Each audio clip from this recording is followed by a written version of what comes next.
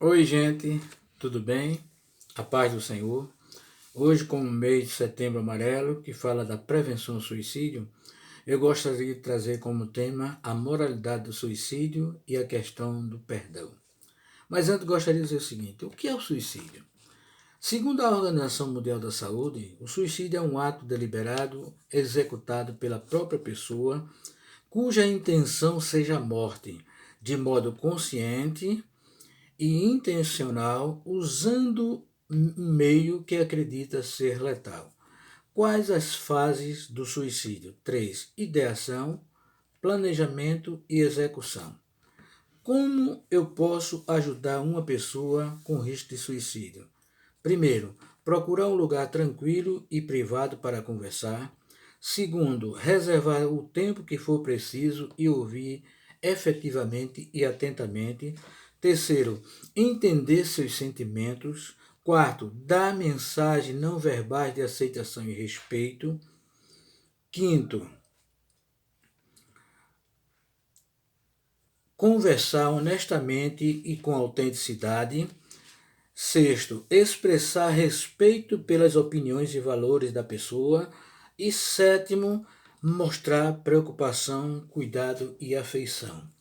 Como não se comunicar com a pessoa que está com risco de suicídio? Interrompendo frequentemente, ficar chocado ou muito emocionado, dizer que está ocupado, tratar a pessoa de modo que coloque em uma posição inferior, fazer comentários evasivos sem clareza, fazer perguntas indiscretas. Como eu posso identificar uma pessoa com risco de suicídio?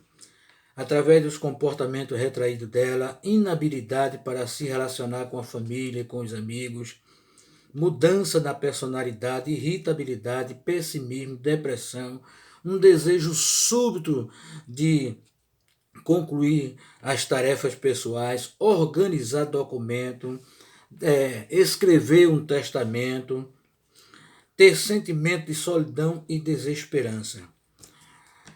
Quais os sintomas do suicídio? São muitos, mas eu gostaria de destacar um importante entre os outros: a depressão.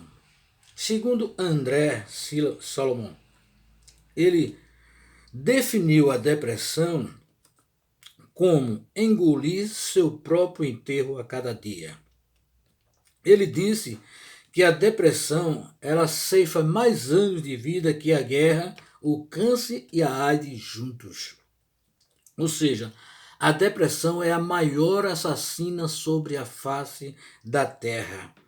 A depressão não tratada, ela modifica com o tempo o cérebro.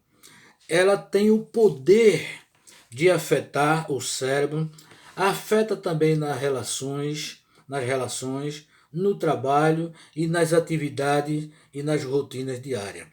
Afeta a capacidade de raciocinar e tomar decisões. Ela tira a habilidade de pensamento e consciência e concentração. Mas o que a Bíblia diz sobre o suicídio?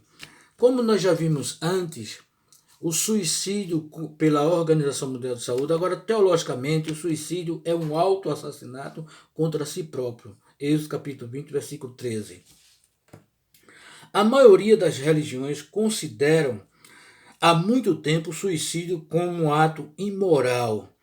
Haja vista Tomás de Aquino já ter dito que o suicídio é sempre um pecado mortal, pois ele vai de encontro à lei da moral e da caridade. A igreja antigamente ela excomungava os suicidas e proibia a eles funerais cristãos e não eram enterrados em solo sagrado. Houve vários casos de pessoas que se suicidaram na Bíblia, mas eu gostaria de destacar apenas alguns que eu achei mais importante. O caso de Saul, o caso de Aitofel, o caso de Sansão e Judas Iscariote. Na verdade, a Bíblia ela condena de um modo geral o assassinato, mas em nenhum lugar a Bíblia condena o suicídio particularmente. O estranho silêncio das Escrituras sobre a moralidade do suicídio tem levado as pessoas a um dos dois extremos. Há quem lê nas entrelinhas dos textos que o suicídio é um pecado imperdoável, embora isso não seja dito.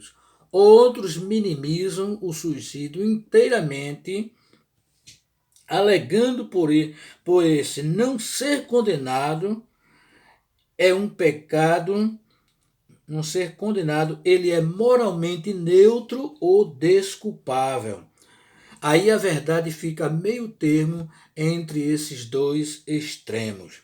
Embora as escrituras mostrem todos os atos suicidas como sob a ótica negativa, isso não significa que o suicídio separe eternamente a vítima de Deus. Ao contrário, o médico cristão e pesquisador John Hus, ele querendo consolar as famílias enlutadas, ele observava que, de acordo com Juízes, capítulo 16, versículo 28 a 30, que fala do suicídio de Sansão, levando para a carta aos Hebreus, capítulo 11, versículo 30 em diante, ele mostra que Sansão, mesmo se suicidando, ele não perdeu a sua salvação, porque o seu nome consta no livro dos heróis da fé.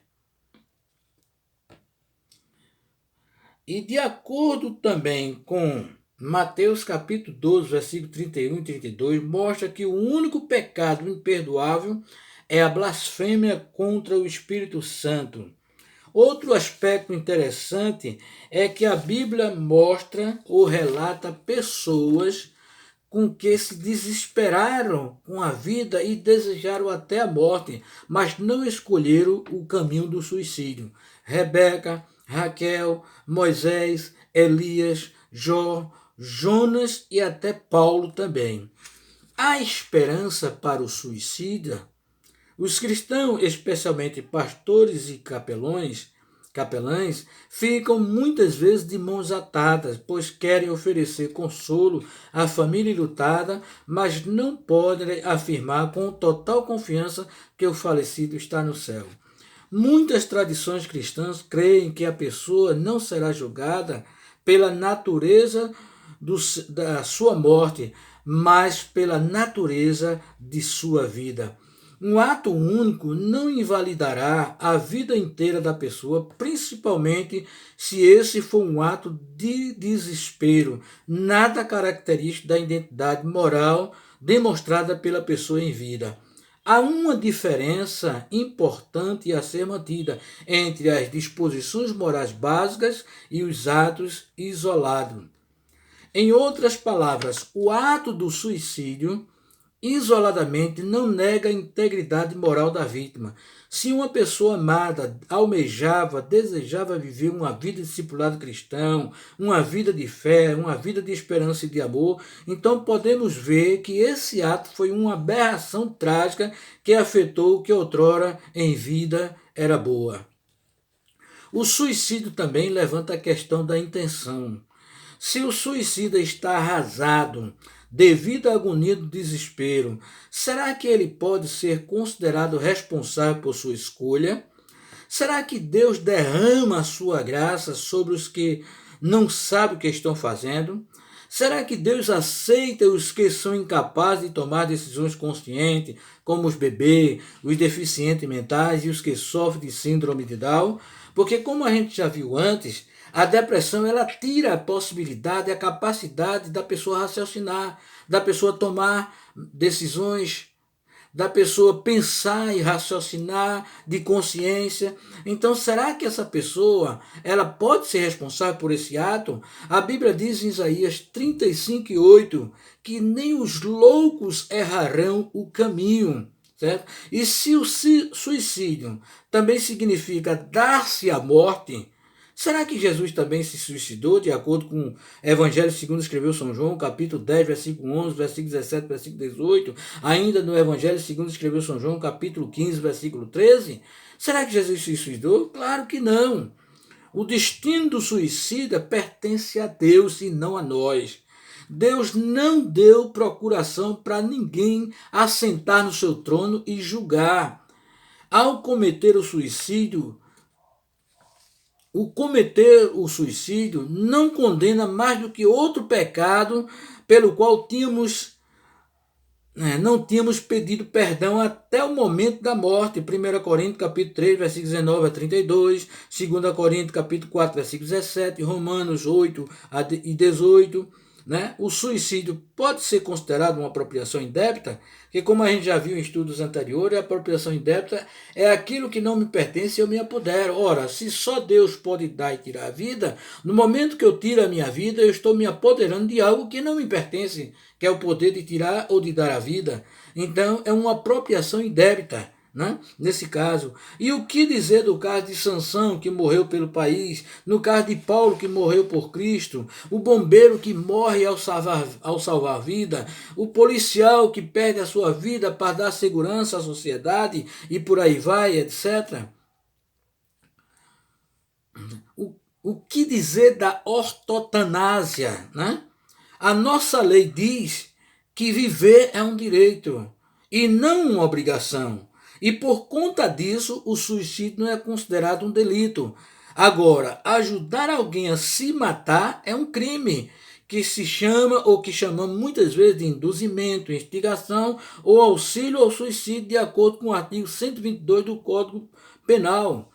Há uma pesquisa para alguém que diz, não, o suicídio é um pecado imperdoável porque é o único pecado que ninguém tem tempo de se arrepender. Não. Vocês estão equivocados, porque existe pesquisa científica que mostra que mesmo com a confirmação da morte clínica, o cérebro ainda permanece em atividade até por 3 minutos. Em outros casos, até por 5, 10 minutos já aconteceu, certo?